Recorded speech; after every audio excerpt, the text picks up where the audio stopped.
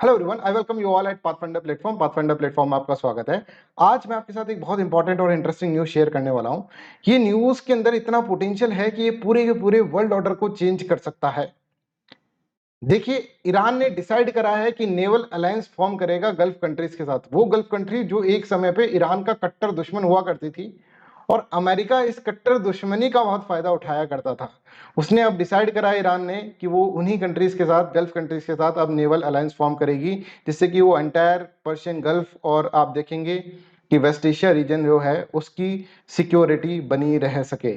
ठीक है, तो यहाँ पर देखिए ईरान के कमांडर जो है नेवी कमांडर, उन्होंने कहा है कि नेवल अलायंस बनाएंगे गल्फ स्टेट्स के द्वारा, जिससे कि रीजनल सिक्योरिटी और स्टेबिलिटी यहाँ पर बनी रहे। यहाँ पर इस अलायंस के अंदर Qatar, Bahrain, Iraq, Iran and Pakistan, India and Pakistan भी इसके अंदर होंगे। ये भी एक बहुत बड़ी न्यूज़ है कि इंडिया और पाकिस्तान को मिलाकर ये एक नेवल अलायंस बना रहे हैं। तो ऐसा अभी तक वर्ल्ड के अंदर देखा नहीं गया है। ऐसा कुछ अलायंस के बारे में ईरान बात कर रहा है। अभी ये प्रपोज्ड अलायंस है। अगर ये अलायंस हो जाता है तो अगेन आई रिपीट कि ये पूरे वर्ल्ड ऑर्डर को चेंज करने का मुद्दा रखता है। ठीक है, इस पूरी न्यूज़ के बारे में हम समझेंगे। हम ये भी समझेंगे कि ईरान और यूएसए के बीच में इतनी राइवलरी क्यों है, ईरान और गल्फ कंट्रीज के बीच में राइवलरी क्यों है, और अब कैसे वर्ल्ड ऑर्डर चेंज हो रहा है। इस सब चीज़ों के बारे में हम समझेंगे। But before that I want to let you know that Pathfinder आपके लिए एक अग्निपथ बैच लेकर आया। एक अग्निपथ बैच जिसके अंदर सिर्फ और सिर्फ 7,999 रुपीज़ के अंदर आप एंटायर यूपीएससी सीएससी की प्रिपरेशन कर सकते हैं। 7 जून तक रजिस्ट्रेशन है। यहाँ पर आपको जो कोड यूज़ करना है वो है live dB code. Live dB code यहाँ पर आपको एक तो फीस के अंदर रिडक्शन मिलेगा आपको लाइव डीबी कोड यूज करने के बाद, और यहाँ पर आप देख सकते हैं कि डिफरेंट आपको बेनिफिट्स यहाँ पर मिलेंगे लाइव डीबी कोड को यूज करने पर। ठीक है, यहाँ पर आप देख सकते हैं एनसीईआरटी का एक नया बैच स्टार्ट हो रहा है। वो भी बहुत ही लो कॉस्ट के अंदर है, 4,999 रुपीज़ के अंदर है। इसी तरह से सीसेट का एक कोर्स है 2,500 रुपीज़ के अंदर। और यहाँ पर आप देख सकते हैं prelims test series is also provided to you. ठीक है, अग्निपथ प्रीलिम्स टेस्ट सीरीज और अग्निपथ मेंस टेस्ट सीरीज भी यहाँ पर आपके लिए दी गई है बहुत ही अफोर्डेबल प्राइस के अंदर। यहाँ पर आप देख सकते हैं कि डिफरेंट एजुकेटर्स अपने डिफरेंट इनोवेटिव मैनर के अंदर यहाँ पर आपको टीचिंग प्रोवाइड करेंगे। 7,999 रुपीज़ के अंदर एक और बैच है जो कि हिंदी माध्यम का है, जिसको हम बोल रहे हैं पाथफाइंडर बोध बैच।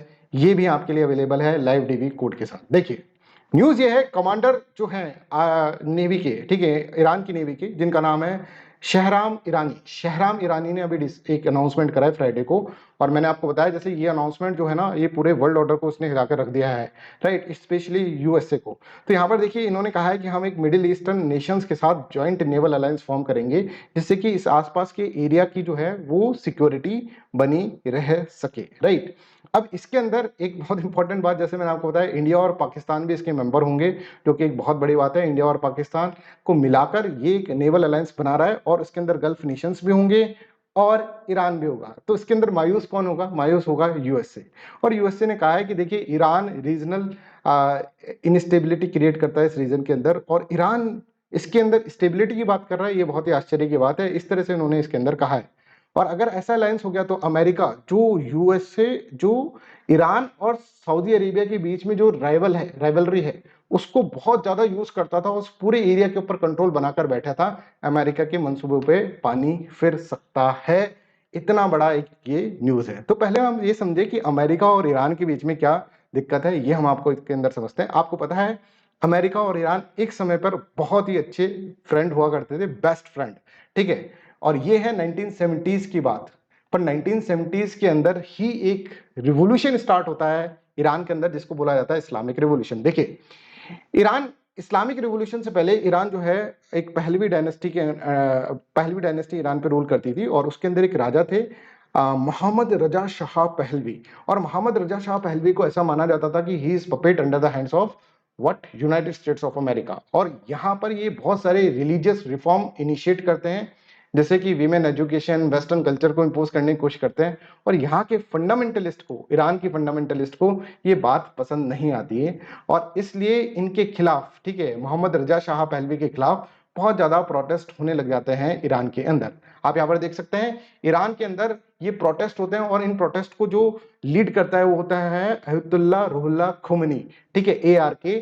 इनको क्या करते हैं, इन प्रोटेस्ट को लीड करते हैं, और एक बहुत बड़ा मास लीडर वो बन जाते हैं। ठीक है, यहाँ पर देखिए प्रोटेस्ट बहुत सारी जगह पर फैल जाते हैं और इन प्रोटेस्ट को दबाने के लिए अमेरिका भी ईरान की हेल्प करता है, मोहम्मद रजा शाह पहलवी की हेल्प करता है और इस तरह से एक एंटी अमेरिकन सेंटीमेंट्स भी डेवलप हो जाते हैं ईरान के अंदर। 11 फरवरी 1979 के दिन इनको, रजा शाह पहलवी को क्या करना पड़ा, यहां से भागना पड़ा ईरान से और अमेरिका के अंदर जाकर शरण लेनी पड़ी। यहां से जनता इतनी भड़क गई कि इन्होंने ईरान की जनता इतनी भड़क गई कि ईरान ने अमेरिका की एम्बेसी जो ईरान के अंदर हुआ करती है, ठीक है, हुआ करती थी, उसको क्या कर दिया, उसको बिल्कुल हॉस्टेज कर दिया। और ये देखिए ये इनके डिप्लोमेट्स है ना, ये अमेरिका के डिप्लोमेट्स हैं, इन डिप्लोमेट्स को कैद करके यहाँ के स्टूडेंट्स ने, सिर्फ आर्मी भी नहीं, स्टूडेंट्स ने, यहाँ के आम लोगों ने यहाँ पर इन लोगों को कैद कर लिया। और ये कैद सिर्फ 1 दिन या 2 दिन तक नहीं चला, 444 डेज तक इन्होंने इनको कैद करके रखा। तो ईरान और यूएसए की दुश्मनी के बारे में आपने समझा और इसका जो मेन रीजन है वो है इस्लामिक रेवोल्यूशन। इसी तरह से गल्फ कंट्रीज वर्सेस ईरान अगर हम देखें तो इसका भी मेन रीजन जो है वो है इस्लामिक रेवोल्यूशन। और उसके अंदर जो एक लीडर थे अयतुल्लाह रुहुल्लाह खुमनी, जैसे मैंने आपको पहले बताया, उनका ये मानना था कि किसी भी कंट्री के अंदर मोनार्की नहीं रहनी चाहिए, इस्लामिक कंट्री के अंदर मोनार्की नहीं रहनी चाहिए, एक डेमोक्रेटिकली इलेक्टेड लीडर होना चाहिए। किसके अंदर, हर कंट्री के अंदर एक डेमोक्रेटिकली इलेक्टेड लीडर होना चाहिए। डेमोक्रेसी की बात नहीं कर रहे, पर डेमोक्रेटिकली इलेक्टेड मतलब मास लीडर होना चाहिए, कोई भी इस तरह की डायनेस्टिक रूल नहीं होना चाहिए। तो ये डायनेस्टिक रूल के खिलाफ थे और ये कहते थे ये जो अयतुल्लाह रुहुल्लाह खुमनी की, I am the leader of this Muslim world, इस पूरे मुस्लिम वर्ल्ड का लीडर हूं और मैं चाहता हूं कि यहां पर क्या करें, यहाँ पर मोनार्की को हटाया जाए और मोनार्की को हटाने के बाद एक तरह से मास लीडर को यहाँ पे इलेक्ट करा जाए पूरे मुस्लिम कंट्रीज के अंदर। तो सऊदी अरेबिया बहुत घबरा जाता है क्योंकि इसके अंदर मोनार्की चल रही थी उस वक्त, इस वक्त भी चल रही है। इसी तरह से ओमान, बहरीन, यूएई, कतर, ये सारी कंट्रीज बहुत ही घबरा जाती है। और इन सारी कंट्रीज का क्या होता है कि एक तरह से ईरान के खिलाफ ये एक तरह से जंग छेड़ देती है। और इन्होंने यहीं से एक, आप देखेंगे, ईरान वर्सेस सऊदी अरेबिया होता है और सऊदी अरेबिया एक रीजनल कार्ड यहाँ पर खेलता है, ठीक है ना, रिलीजियस कार्ड यहाँ पर खेलता है और शिया सुन्नी का कंफ्लिक्ट यहाँ पे राइज हो जाता है। जिसके अंदर सऊदी अरेबिया बोलता है कि सुन्नी जो है वो सुन्नी जो है वो प्योर इस्लाम को फॉलो करते हैं, जबकि शिया जो है वो इम्प्योर कर रहे हैं इस्लाम को, ठीक है। और इस मूवमेंट को ये बोलते हैं प्यूरिटिनाइकल मूवमेंट। और इससे आप देखेंगे ईरान और गल्फ कंट्रीज के बीच में एक बहुत बड़ी खाई आ जाती है। I hope this is clear. अब देखिए इसका इकोनॉमिक डायमेंशन भी मैं आपको बताऊं तो यहाँ पर देखो, ये है पर्शियन गल्फ और पर्शियन गल्फ के अंदर बहुत सारे ऑयल रिसोर्सेज हैं। अमेरिका इस पर्शियन गल्फ को कंट्रोल करना चाहता है, बट ये पर्शियन गल्फ अगर हम देखें ज्यादातर ईरान के कब्जे के अंदर ही है। यहाँ पे स्ट्रेट ऑफ हॉर्मूज देखेंगे जिसके अंदर से एक बहुत ही नैरो स्ट्रेट है और इसके अंदर से 20% ऑफ ट्रेड, वर्ल्ड ट्रेड 20% जो है वो यहाँ से पास होता है, ठीक है। तो अब अमेरिका इस चीज के ऊपर कंट्रोल करना चाहता था, इसलिए सऊदी अरेबिया जो है उसका साथ में लेकर और गल्फ कंट्रीज को साथ में लेकर ये ईरान को आइसोलेट करने की कोशिश कर रहा था। पर अभी जो अनाउंसमेंट है जिसके अंदर ईरान के कमांडर, नेवी कमांडर ने कहा है कि हम अपने रिलेशंस जो हैं गल्फ कंट्री के साथ सुधार रहे हैं, प्लस हम क्या कर रहे हैं, इनके साथ मिलकर एक नेवल अलायंस बनाएंगे। नेवल अलायंस समझ रहे हैं, एक तरह से यहाँ की पूरी पूरी रीजनल सिक्योरिटी किसके अंडर में आ जाएगी, फिर ईरान की और गल्फ कंट्रीज, और इसके अंदर इंडिया और पाकिस्तान भी इसके मेंबर्स होंगे।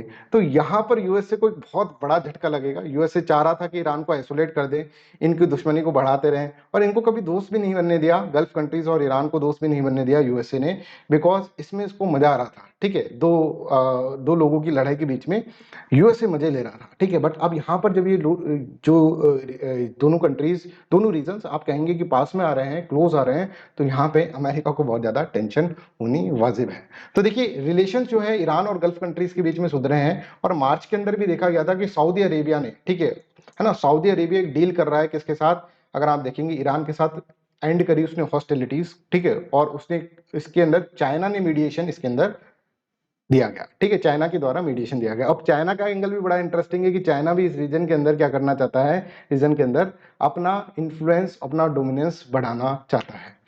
तो इन सभी के बीच में देखिए ये एक अलायंस जो का अनाउंसमेंट हुआ है, इससे यूएसए तो बहुत बुरी तरह से घबरा ही गया है। और इसके अंदर इन्होंने कहा है, ठीक है, नेवल कमांडर ने कहा है ईरान के कि almost all the country in the north Indian ocean, ठीक है, वो अंडरस्टैंड कर रहा है कि ईरान के साथ मिलकर एक जॉइंट एस्टेब्लिशमेंट करना चाहिए जिससे कि इस रीजन की जो सिक्योरिटी है वो मेंटेन हो सके।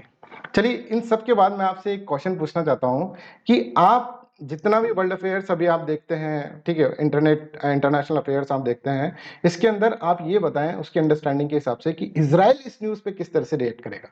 Please write in the comment section. और this is all about this today's video. Please let me know कैसा लगा आपको वीडियो। Please like this video, please share this video and please do comment on this video. Thank you so much, bye bye, take care and have a nice day.